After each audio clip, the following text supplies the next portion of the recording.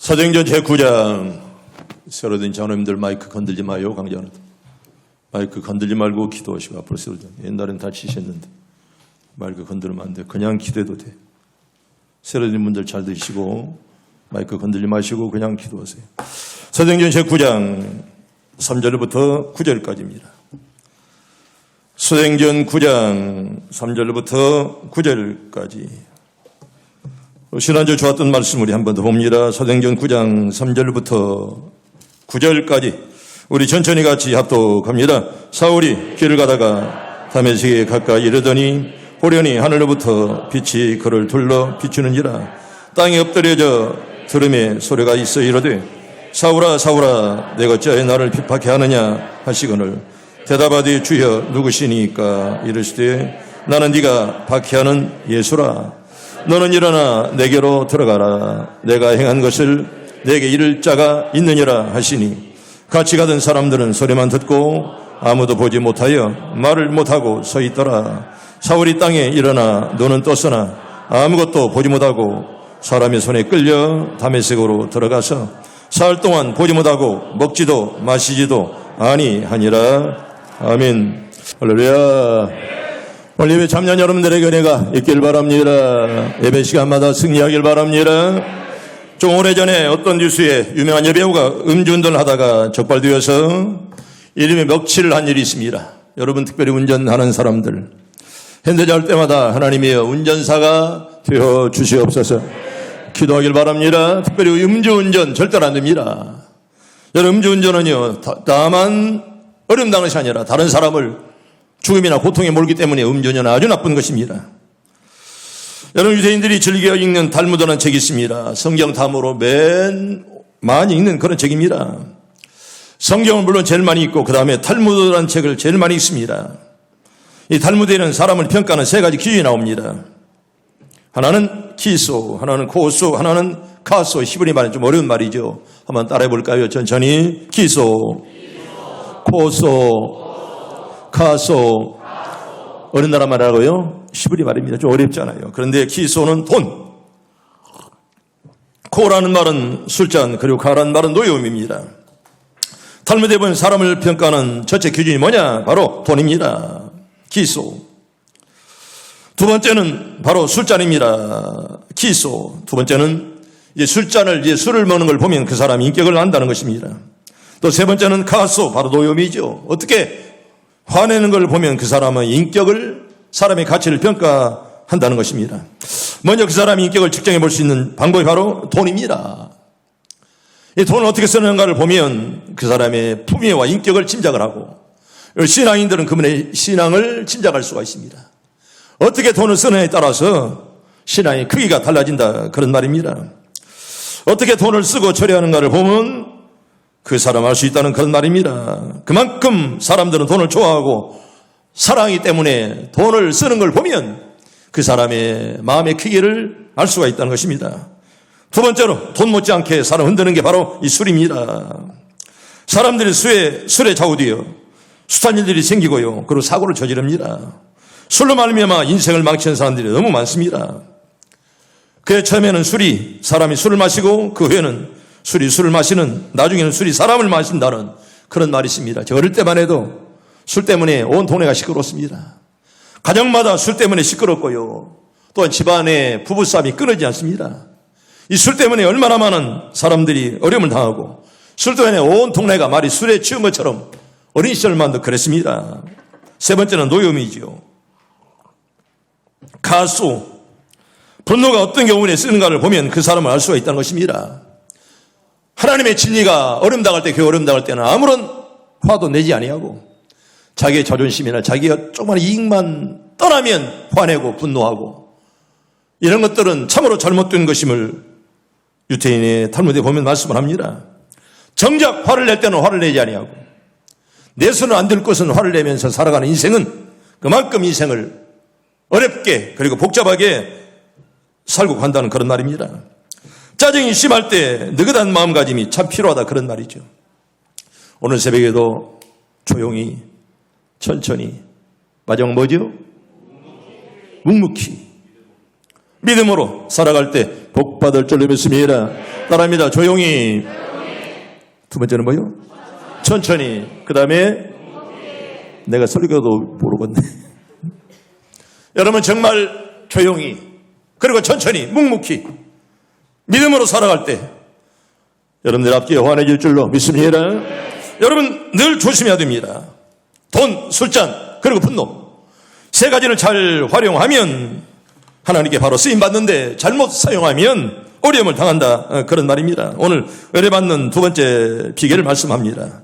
여러분 은혜가 필요한 자 지난 시간에 몇 가지 말씀드렸습니다. 하나는 범죄한 자 은혜 필요합니다. 여러분 범죄한 자가 죽게 나오지 않으면 절대로 우리가 용서받을 수 없습니다. 우리가 때때로 죄를 지었을지라도 우리가 주 앞에 회개하면 동에서 서가 먼 것처럼 우리의 죄가가 다 물러갈 줄로 믿습니다.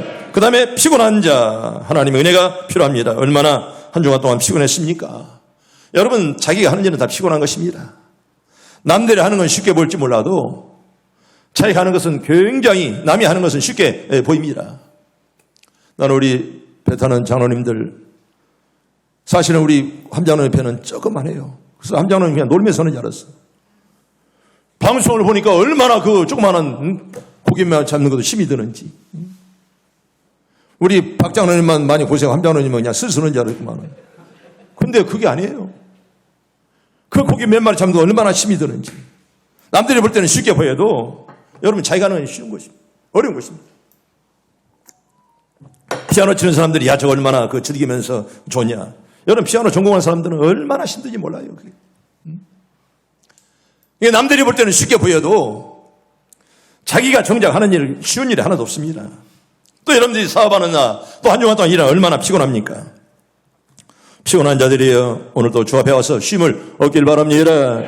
바로 주님께서 내게 오라 이렇게 말씀하십니다. 핍박을 당하는 자 하나님 은혜가 필요합니다. 세상에서는 너희가 환난을 당하나 담대하라. 내가 세상을 이겼노라. 아멘. 여러분 다 이기길 바랍니다.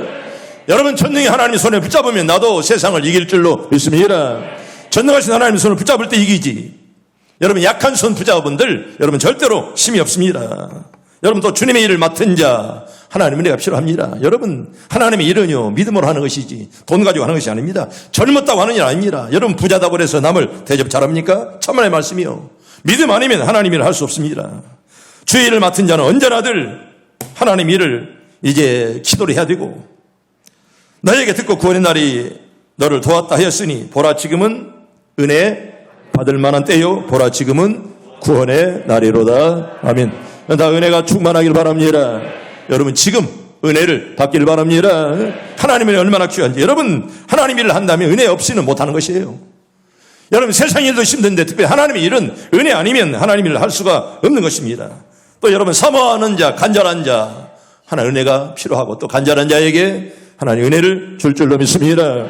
여러분 또한 죄의 세력과 싸우는 자 하나님 은혜가 필요합니다. 여러분 우리의 싸움은 혈과 육의 싸움이 아니잖아요. 하늘에 있는 영들과의 그런 싸움입니다. 나는 이런 영적인 전투에서 여러분들 다 이기길 바랍니다. 은혜 아니면 우리가 이길 수 없습니다. 여러분 눈에 보여야 때려잡죠. 여러분 영의 세력들은 악의 세력들은 눈에 보이지 않습니다. 말씀과 기도로 이길 줄로 믿습니다. 여러분 또한 이제 천국을 소망하는 자 은혜가 필요합니다. 항상 구원을 두려고 떨림을 이루라 이렇게 말씀하죠. 은혜 물론 구원 받은 자라도 언제나 두렵고 떨리는 마음으로 늘 항상 힘써라 이렇게 말씀합니다. 또한 전 인류가 다르기 때문에 하나님 은혜가 필요해요. 은혜 없이는 우리가 구원받을 수도 없고 하나님의 사람으로 살 수 없습니다. 지난주에 보았던 말씀 하나 보고 지나갑니다. 로마서 3장 23절과 24절 우리 두 절 천천히 봅니다. 시작. 모든 사람이 죄를 범하였으며 하나님의 영광 이르지 못하더니 그리스도 예수 안에 있는 속량으로 말미암아 하나님의 은혜로 값없이 의롭다 하심을 얻은 자 되었느니라. 아멘. 하나님의 은혜로 구원을 받은 줄로 믿습니다. 여러분 이 구원은 하나님의 선물이에요. 물론 노력도 해야지요. 근데 노력은 우리의 결과인 것이고 언제나 하나님의 은혜로 구원받는 것이지. 그래서 하나님의 선물이라 이렇게 말합니다. 선물은 내가 받고 싶었습니까? 주는 자가 줘야 우리가 선물을 받을 수가 있습니다. 왜 하나님이 선물이냐? 우리가 오늘 또 전에 나와서 말씀을 사모하는 거 누가 이런 마음을 주었습니까? 성령 하나님이 주신 줄로 믿습니다. 여러분 은혜 받는 비결 저는 자아를 깨뜨려야 됩니다. 여러분, 내 자아가 살아있어서는 여러분 절대로 은혜 받을 수 없습니다. 내가 살아있어가지고는 여러분 절대로 하나님 은혜가 임하지 못합니다. 돌짝밭 가시떨기에는 떨어져도 열매가 맺지 않습니다. 나는 여러분들이 올 한 해 해시와의 복을 다 누리길 바랍니다. 여러분, 사모하는 자에게, 자아를 깨뜨린 자에게 하나님 은혜를 주십니다. 두 번째로 따라합니다. 하나님과 교제합시다. 여러분, 히브리 말로 코이노니아, 여러분 헬라 말로 코이노니아인데 교제란 말이 굉장히 중요합니다. 하나님과의 교제가 중요하죠. 물론 사람들 관계도 중요하겠지만 하나님 관계가 먼저 바로 되어야 사람들 관계도 술술 잘 될 줄로 믿습니다.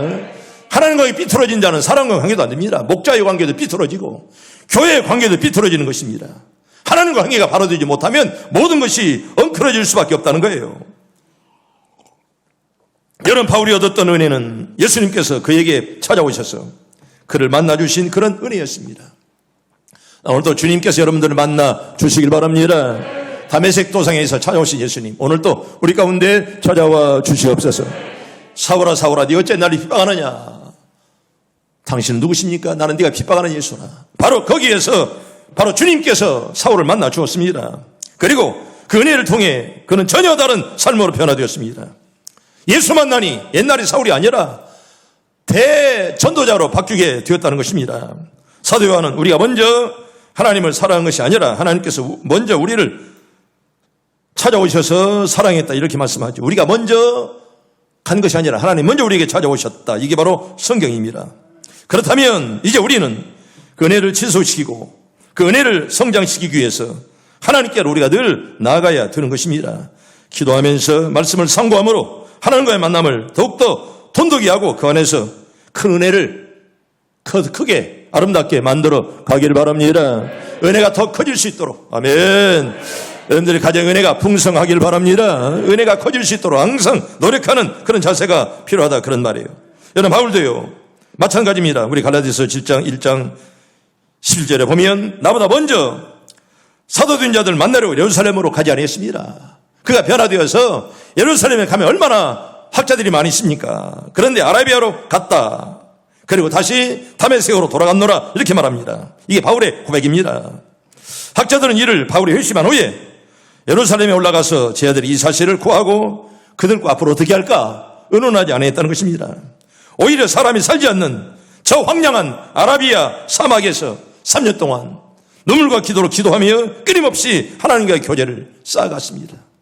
여러분, 바울이 변화되어서 정말 그 화려했던 예루살렘에 가면 많은 사람들이 기다리고 있었는데 거기에 가지 아니하고 황량한 아라비아에 가서 3년 동안 눈물로 기도하며 정말 하나님과 교제를 더욱더 착실하게 쌓았다는 것입니다. 성도 여러분, 바울의 이런 하나님과의 끊임없는 교제가 그를 최고의 전도자로 만들었습니다. 여러분, 하나님의 사람 다니엘은요 30일 동안 왕 위에 다른 신이나 누구에게 무엇을 구하면 사적을 속에 집어넣으겠다, 이런 왕령을 보았을지라도 그는 변치 아니하고, 여러분, 왕의 도장이 찍겠다, 기도하지 말라 그럴 때 기도하면, 다른 신에게 기도하면, 왕 아닌 다른 이에게 기도하면 내가 너를 죽이리라, 이렇게 그런 어인을 찍힌 것을 알고도 평소처럼 창을 열고 예루살렘을 바라보면서 하루에 3번씩 기도했더라, 그렇게 말씀합니다. 여러분, 다니엘의 기도는 끊임없는 그런 기도였습니다. 여러분, 종교개혁자 루터는 분주한 생활 가운데서라도 하루에 4시간씩 기도했고요. 요한 칼빈도 매일 5시간씩 기도하며 성경을 묵상을 했습니다. 여러분, 그들의 종교 계획은 이처럼 하나님과의 돈독한 교제의 결과로 만들어진 것입니다. 어쩌다가 만드는 것이 아니라 끊임없이 기도하고 끊임없이 하나님과 교제함으로 어마어마한 그런 봉화의 횃불을 높이 들었다, 그런 말입니다. 사랑하는 성도 여러분, 우리도 한번 은혜를 맛본 것에 절대로 만족해서는 안 됩니다. 더 깊은 은혜에 들어가기 위해서 무엇보다도 하나님과의 끊임없는 교제를 계속 이어가길 바랍니다. 여러분, 이런 깊은 교제를 통해서 신앙의 선도들처럼 하나님과의 깊은 영적 교제를 나누며 주신 은혜를 소중히 간직하고 더 큰 축복을 만들어가는 여러분들이 다 되기를 바랍니다. 성경 볼까요? 시편 145편 18절에 보면 하나님은 진실하게 간구하는 자를 가까이 하신다. 어떤 자를? 신실하게 행하는 자를. 봅니다. 시작. 여호와께서는 자기에게 간구하는 모든 자, 그 진실하게 간구하는 모든 자에게 가까이 하신도다. 아멘. 하나님께 가까이 가기를 진심으로 기도하는 여러분들 다 응답받길 바랍니다. 진실하게 기도하는 자, 진실하게 간구하는 자. 여러분 예배는 진실이어야 돼요. 아멘. 여러분 예배에 진실이 빠지고 기도가 진실이 빠지면 그게 무슨 기도입니까? 예배에 진실이 빠지고 찬양에 기도가 빠지면, 진실이 빠지면 그걸 어떻게 찬송이라고 말할 수가 있습니까? 찬양대가 찬양한 대로 교회가 교회되고 예배가 예배되고 하는 것은 진실한 기도에서 만들어진 줄로 믿습니다. 여러분 진실이 빠진 예배, 진실이 빠진 기도, 진실이 빠진 찬송, 그건 찬송이 아니에요. 교회가 아니라 그런 말입니다. 여러분 하나님과 교제하는 자는 특별히 하나님께서 보고하세요. 창세기 28장 15절을 볼까요? 창세기 28장 15절 전체를 봅니다. 시작. 내가 너와 함께 있어 네가 어디로 가든지 너를 지키며 널 이끌어 이 땅으로 돌아오게 할지라도 내가 내게 허락한 것을 다 이루기까지 너를 떠나지 아니하니라. 아멘. 하나님 여러분들 다 보호하시길 바랍니다. 여러분들의 가정을 하나님께서 보호하시길 바랍니다. 특별히 자녀들, 객지에 나가 있는 자녀들 하나님이 다 보호해 주시길 바랍니다. 여러분 야곱을 잘 아시잖아요. 야곱의 형이 누굽니까? 에서입니다. 여러분 에서와 야곱은 형제가 아닙니다. 여러분 그런데요, 여러분 야곱과 에서를 잘 비교해 보면 인간적으로 에서가 훨씬 더 도덕적입니다. 훨씬 더 인격이 훌륭한 것처럼 보입니다. 오히려 깨끗한 것처럼 보이지요. 그런데 야곱은요, 에고이스트, 이기주의, 꾀장이, 거짓말장이 나올 때부터 발꿈치를 잡고 나올 정도로 얼마나 그 욕심이 많은 그런 사람이었습니다. 여러분 부모를 속였잖아요. 외삼촌을 속였잖아요. 얼마나 거짓말을 많이 했습니까? 문제는 하나님과의 관계였습니다. 여러분 에서는요, 도덕적이고 윤리적이처럼 보였건만은 하나님과 관계가 없어요. 하나님께는 무관심했습니다. 그저 자기만 착하면 되지 이렇게 살아갑니다. 그러나 야곱은 끊임없이 하나님과 교제했습니다. 광야길을 걸어갈 때라도 늘 찬송 부르며 걸어갔고요. 하나님과 더불어 잠을 잤고 마음을 서로 가다듬고 살았습니다. 이런 야곱을 하나님 얼마나 귀하게 사용했습니까?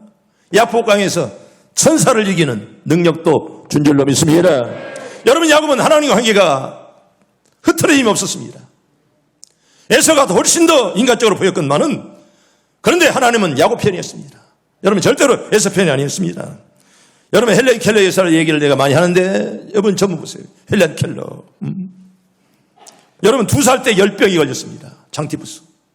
뭐 지금이야 열병도 치료가 많이 되죠. 그때는 약이 없어서 열병 걸리면 다 죽습니다. 2살 때 이제 돌이 좀 지났는데 2살 때 열병이 걸려서 소경 그리고 귀머거리 그리고 벙어리가 되었습니다. 여러분 얼마나 불쌍합니까? 눈이 안 보이죠. 귀가 안 들립니다. 입이 벙어리입니다. 인간적으로 그녀는 누가 봐도 불행한 사람이었습니다. 얼마나 불쌍합니까? 여러분 눈에 안 보이죠. 귀가 안 들리죠. 그리고 말을 못하죠. 얼마나 불쌍합니까? 오늘도 두 발로 교회당에 걸어왔음에 감사하길 바랍니다. 여러분 걸어서 예배하는 것만도 감사해야 돼. 얼마나 불행한 사람입니까? 소경, 귀머거리 장님 얼마나 불행하냐 그런 말입니다. 그러나 그녀는 자신에게 없는 것보다도 있는 것을 찾을 수 있는 지혜로운 여자였습니다. 여러분 눈이 없잖아요. 귀가 없잖아요. 입이 없잖아요. 그나마도 나에게 있는 것이 뭐냐 그걸 찾아냈습니다. 그리고 그걸 주신 하나님께 감사하는 성숙한 신앙의 사람이었습니다. 그녀는 삼육은을 무릅쓰고 하나님의 주어진 은혜를 누리기 위해서 얼마나 노력을 했습니까? 여러분 1904년에는 여러분 세계에서 가장 좋다는 하버드 대학을 졸업했어요. 아이브리그의 그중에 하나 속하는 동부에 하버드를 졸업하는 그런 영광을 얻었습니다. 여러분 그 좋은 대학에서 학위를 얻었다는 거예요. 세계 최초의 대학 교육을 받은 맹롱자 여러분 장님 귀머거리 소경이 최초로 이제 학업을 이제 배움을 얻는 그런 이제 사람이 되었다는 것입니다. 그때 대학 교육을 받은 사람이 어디 있겠습니까? 장님, 귀머거리, 벙어리가 어떻게 대학 교육을 받겠습니까? 근데 그것도 최고의 대학에서 공부하고 학위를 받았습니다. 그녀는 지금도 삼중구의 성녀라는 명예로운 이름으로 불려지고요. 많은 사람들에게 따뜻한 희망을 주고 있습니다. 헬렌 켈러를 바라보면서 야 나도 저분처럼 돼야지. 많은 사람들에게 희망의 등불을 던져주고 있습니다. 그런데 같은 시대를 살았던 사람 하나 더 소개합니다. 그분은 해밍웨이라는 유명한 이제 극작가입니다. 그 아버지는 의사였습니다. 물론 미국 사람이었건만은 그 사람은 쿠바를 좋아했습니다. 쿠바의 카브리해를 건너와서 이제 바로 쿠바에서 27년을 살았는데 아버지는 부자니까 돈이 많았습니다. 내가 쿠바가 이제 해밍웨이가 살았던 27년 살았던 그 집, 그리고 27년 동안 잠잤던 그 침대를 만져봤습니다. 그리고 지금도 해밍웨이의 흔적이 미국보다도 쿠바에 훨씬 더 많이 있습니다. 여러분, 아버지는 부자였고 어머니는 종교심이 많았던 그런 어머니였습니다. 젊었을 때는 아주 유명한 기자로 이름을 날렸습니다. 나이가 들면서 작가가 되었는데 여러분 어떤 글이죠? 어떤 책이? 무기여 잘 있거라. 또 누구를 위해서 총을 울리나. 그래도 뭐가 있어요? 노인과 바다. 그게 바로 카브리해입니다. 지금 쿠바에 가면 카브리해의 섬이 바로 쿠바고요. 그리고 그때 해밍웨이가 탔던 배가 그대로 있습니다. 그때 잡았던 고기 그대로 만들어 놓았습니다. 유명한 불의 명작들을 많이 저술했습니다. 문학가로서의 최고의 영예였던 퓰리처상을 탔고요. 노벨 문학상도 수상을 했습니다. 그러나 그는 어떻게 죽은지 아세요? 자살했습니다. 엽총으로 고독해서 자기 가슴을 쏘고 엽총으로 그만 자살하고 말았습니다. 여러분, 해밍웨이는 하나님께로부터 누구보다 많은 은혜를 받았건만은 이를 향유해보다 끝내 자살하는 그런 비극의 종말을 맞이했습니다. 사랑하는 성도 여러분, 적게 받았건만은 그걸 충분히 감사하면서 향유했던 이 헬렌 켈러와 비하면 너무 다른 삶을 살았어요. 자기 아버지는 부자고 그 많은 이제 은사를 받았건만은 그걸 물론 갑자기 마지막은 권총으로 이제 엽총으로 자살하는 그런 불행한 추요를 남겼습니다. 여러분, 헬렌 켈러는요 그렇게 어렵고 힘들었건만은 자기가 없던 것을 찾으면서 하나님 감사하면서 끝내 많은 사람에게 인류에게 빛으로서 남기는 그런 사람이 되었건만은 해밍웨이는 끝내 자살하는 그런 비극의 종말을 남기게 되었다, 그런 말입니다. 누가 진정한 행복을 누렸습니까? 두말할 것 없이 헬렌 켈러지요. 비록 그가 소경이었고 귀머거리 벙어리였건만은 내가 뭘 가졌는가 그걸 찾으면서 늘 감사하고 믿음으로 살았던 헬렌 켈러. 성도 여러분, 우리는 성도로서 하나님이 주신 받은 바 은혜를 감사하고 그걸 충분히 누리면서 사는 성도들이 되어야 할 줄로 믿습니다. 여러분, 성경은 이렇게 말합니다. 이사야 43장 2절에 보면 하나님과 교제하는 자는 위험에서도 안전하다, 그렇게 말씀해요. 성경 볼까요? 이사야 32장 43장 2절 천천히 봅니다. 시작. 내가 물가운데로 지날 때에 내가 너와 함께할 것이라. 강을 건널 때에 물이 너를 침몰하지 못할 것이며 내가 불 가운데로 지날 때에 타지도 않을 것이요 불꽃이 너를 사르지도 못하리니. 아멘. 물 가운데서도 하나님 여러분들을 다 구해 주시길 바랍니다. 불이 여러분들을 사르지 못하고 여러분들의 자녀들을 하나님이 꽉 붙잡아 주시길 바랍니다. 하나님이 함께하는 자, 하나님과 교제하는 자는 내가 너를 책임진다, 이렇게 우리에게 말씀을 합니다. 여러분, 그리고 하나님과 교제하는 자는 절대로 흔들리지 않아요. 흔들리더라도 여러분 거기에 꼭 서 있는다, 그렇게 말합니다. 우리 시편 16편 8절 봅시다. 시편 16편 8절 봅니다. 시작. 내가 여호와를 항상 내 앞에 모심이여 그가 나의 오른편에 쪽에 계심으로 내가 흔들리지 아니하리로다. 아멘. 여러분, 흔들리지 않고 피는 꽃이 어디 있겠습니까? 다 흔들리면서 꽃이 피고 흔들리면서 열매를 맺습니다. 사람 흔들리면서 살게 되십니다. 그러나 여러분 절대로 뽑히지 않기를 바랍니다. 여러분, 물가에 심겨진 나무, 여러분 절대로 여러분 죽지 않습니다. 왜? 뿌리가 물가에 박혀 있으므로. 절대로 여러분 끝내 열매를 맺고 끝까지 살아있는다, 그런 말입니다. 하나님과 교제함으로 삶이 요동치 않고 언제나 주님만 꼭 따라가기를 바랍니다. 세 번째로 따라합니다. 사명자의 길을 걸어갑시다. 여러분, 목사만 사명자 아니라 우리 모두도 사명자요. 바울은 하나님의 은혜를 통해 자기를 향한 하나님의 뜻을 깨닫고 그 사명을 감당하기 위해 애쓴 사람들, 얼마나 애쓰고 얼마나 힘들었을지라도 사명의 길을 위해서 생명까지도 바쳤던 믿음의 선배 아닙니까? 그는 하나님이 주신 사명을 깨닫고 인식하면서 내가 믿음으로 살아가야지, 나는 이 길만을 걸어가야지, 끝내 사명을 놓지 않았던 그런 믿음의 선배였습니다. 뿐만 아니라 이 사명을 이루기 위해서 얼마나 많은 노력, 열정을 가지고 살았습니다. 12년 동안 3번이나 전도여행을, 여러분 전도여행이 놀러다니는 여행이 아닙니다. 정말 생명 걸고 복음 때문에 고통하며 힘쓰고 애쓰고 이런 것들이 성경에 얼마든지 이렇게 나오고 있습니다. 온갖 위험을 무릅쓰고 복음을 전했고요.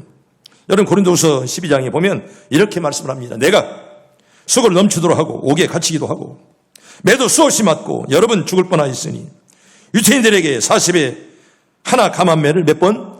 5번 맞고 3번 태장으로 맞고 1번 돌로 맞고 3번 파선하고 일주일을 기품에서 지냈으며 여러 번 여행의 강의 위험과 강도의 위험과 이방인의 위험과 신의 위험과 광해의 위험과 바다의 위험과 거짓 형제 중에 위험을 당하고 또 수고하며 애쓰고 여러 번 자지 못하고 주림이여 목마르고 여러 번 굶고 춥고 헐벗었노라. 여러분 바울이 이렇게 고통을 받은 이유가 뭐 때문에? 복음 때문에. 복음을 전하려고 이렇게 어려움을 당하면서 생명까지 아끼지 아니하고 복음 전했던 믿음의 선배 사도 바울, 나도 그 모습 본받게 해 주시옵소서. 여러분 그는 기회만 주어지면 목숨 걸고 전도했고요, 옥에 갇혀 사는 시간을 아껴 성도들에게 말씀을 전했고, 여러분 옥중에서도 전도하고 그랬잖아요. 기도하고. 그리고 옥중 서신을 기록했잖아요. 여러분 그 4권이 있지 않습니까? 옥중 서신, 옥에서도 말씀을 기억하면서 말씀을 기록했고 편지를 써서 이제 고로새 교회, 에베소 교회, 빌립보 교인들에게 보냈습니다. 이러한 사명자의 길을 걸음으로 그 위대한 복음 전도자였고, 동시에 여러분 신약 성경 몇 권이죠? 13권이 아니고 13권은 바울이 쓴 책을 말해요. 여러분 거의 반절을 바울이 쓴 만큼 그는 정말 저술가로서의 사명을 잘 감당했다는 것이에요. 여러분 하나님의 은혜를 받은 자가 그 은혜를 유지할 뿐만 아니라 더욱 확대시키기 위해서 자기에게 주어진 사명을 정확히 인식하고 사명제를 걸어간다는 것, 정말 멋진 일입니다. 여러분 멋지게 살길 바랍니다. 여사람과 인사합니다. 멋지게 삽시다. 여러분 잘 먹고 잘 사는 것이 아니라 복음 때문에 이렇게 생명 걸고 전도했던 그런 바울의 그런 모습 본받으면서 나도 저렇게 살아가야지, 멋지게 살기를 바랍니다. 멋지게 사는 길이고 아름답게 사는 길입니다. 은혜를 일방적으로 받기만 하려는 이기주의인 마음의 소유자는 여러분 그 은혜를 유지할 수가 없는 거예요.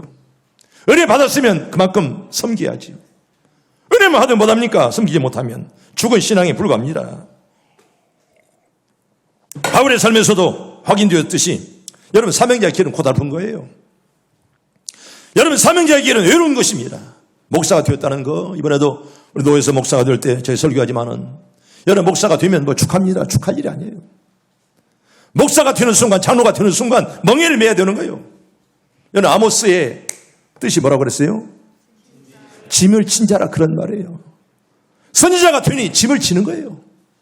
여러분 그 길은 쉬운 길이 아닙니다. 멍에의 길이다, 그런 말이에요. 짐진 자들이라, 그런 말이에요. 짐진 자들. 사명자의 길은 고달픈 것입니다. 여러분 넓은 길이 아니에요. 좁은 길입니다. 그러나 이 길을 굳건히 걸어가는 자는 누구나 고난 가운데서라도 말할 수 없는 큰 위로와 기쁨을 맛볼 줄로 믿습니다. 그 은혜가 다 있길 바랍니다. 사명을 감당하는 자에게 하나님 위로를 주시고, 여러분이 방금 찬송으로처럼 독수리처럼 올라가는 그런 신령한 은혜도 얻을 줄로 믿습니다.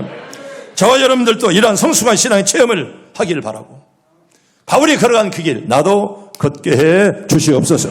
여러분 성경 볼까요? 마태복음 9장 9절에 보면 하나님의 부르심에 은혜는 사명이 뒤따릅니다. 여러분 사명 없이 걸어가는 길 하나도 없습니다. 마태 9장 9절 봅니다. 시작. 예수께서 그곳을 떠나 지나가시다가 마태라는 사람이 세관에 앉아있는 것을 보시고 이르시되 나를 따라라 하시니 일어나 따르니라. 아멘.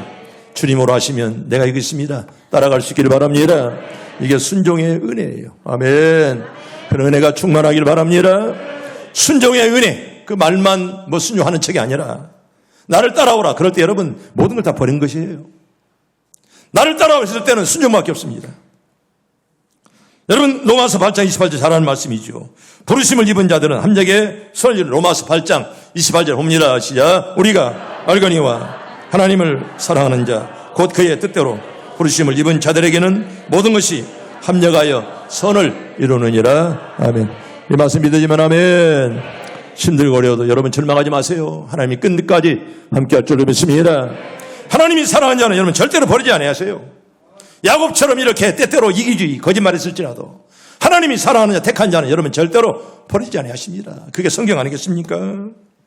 하나님을 사랑하는 자는 모든 것이 합력하여 선을 이루느니라. 아멘. 로마서 8장 28절 여러분 이 말씀 꼭 암송하시고 우리가 힘들고 어려워도 여러분 꼭 주님께서 원하는 길로 걸어가세요. 그러면 하나님이 함께할 줄로 믿습니다. 또 이제 하나 더 봅시다. 우리 마태복음 6장 33절 봅시다. 사명자는 하나님 나라를 먼저 구하라 이렇게 말합니다. 마태 6장 33절 봅니다. 시작. 그런즉 너희는 먼저 그의 나라와 그의 의를 구하라. 그리하면 이 모든 것을 너희에게 더하시리라. 아멘. 먼저 하나님 나라를 위해서 여러분 힘쓰세요. 아멘. 그러면 건강도 물질도 은혜도 줄 줄로 믿습니다. 이기주의자들 지혜 하나만 잘 되면 된다는 이런 자에게 하나님 함께하지 않습니다. 너희가 먼저 그의 나라 그를 구하면 네가 먼저 하나님 나라를 위해서 살면 건강도 은혜도 물질로 줄 줄로 믿습니다. 이게 바로 성경 아니겠습니까? 여러분 은혜를 받은 사람은 은혜 받은 자로서의 책임과 의무가 있어요. 여러분 목사는 목사의 책임이 있고 장로는 책임이 있는 거예요. 헌금해도 목사는 목사의 책임, 장로는 장로의 책임이 있는 거예요. 책임과 의무를 감당해야 그게 바로 신자지요. 여러분 슈바이처 박사는 나이가 제 30세가 안 되어서도 슈바이처 박사 유명하지 않습니까? 모교의 자기 학교의 신학부장이 되었습니다. 행복한 결혼 생활의 기쁨에 잠겨있던 그는 자신의 일기장에 이렇게 써놨습니다. 일기장에 보면 아침에 밝은 햇살에 눈을 떴다. 내게 부어주신 하나님 은혜가 얼마나 큰가. 나는 결코 이것을 당연한 것으로 받아들여서는 안 된다. 그건 죄악이다. 무슨 말씀입니까? 하나님 은혜에 감사하고 역사 앞에서 은혜 받은 자로서의 의무를 감당해야 된다는 것입니다. 내가 이렇게 행복하고 이렇게 아름다운 것은 당연한 것이 아니라 하나님 은혜 때문에 내가 이렇게 된노라고 그는 그렇게 고백하는 것입니다. 조지 이스트만 씨는 유명한 고닥 회사의 창업자입니다. 여러분 옛날에 고닥 필름 얼마나 유명했습니까? 그런데 이 사람은 아버지를 너무 어려서 여였기 때문에 어머니가 나머지 파출부를 노래하면서 자기 여동생 둘을 키웠다는 것입니다. 그 고생은 이루 말할 수가 없었다고 합니다. 아이 셋을 맡아줄 사람이 없어 늘 데리고 다녔는데 어린 조지의 기억에 남는 것은 두 가지였다는 거예요. 첫째는 잠시도 쉬지 아니하고 나머지 마루를 닦는 빨래하는 어머니의 모습을 늘 기억했고요. 두 번째는 어머니가 귀에 못이 받치도록 하신 말씀이 꼭 마음속에 새겨졌다는 것입니다. 나는 나를 위해 일하는 것이 아니라 너희들 위해 일한다. 너도 크면 너 자신을 위해 일하지 말고 남을 위해 일해라. 그래서 조지 이스트만은 세성물에 이렇게 적어놓고 최선을 다했다고 합니다. 어떤 말일까요? 한번 따라봅시다. 어머니를 위하여 그리고 이웃을 위하여 누구의 말이라고요? 고다필름 창업자. 어머니를 위해서 그리고 이웃을 위해서 언제나 세상에 써놓고 언제나 그걸 바라보면서 아름답게 일생을 살았다는 그런 이야기입니다. 성도 여러분, 하나님 은혜 인생한 하나님은요, 은혜 인생한 분이 절대로 아니십니다.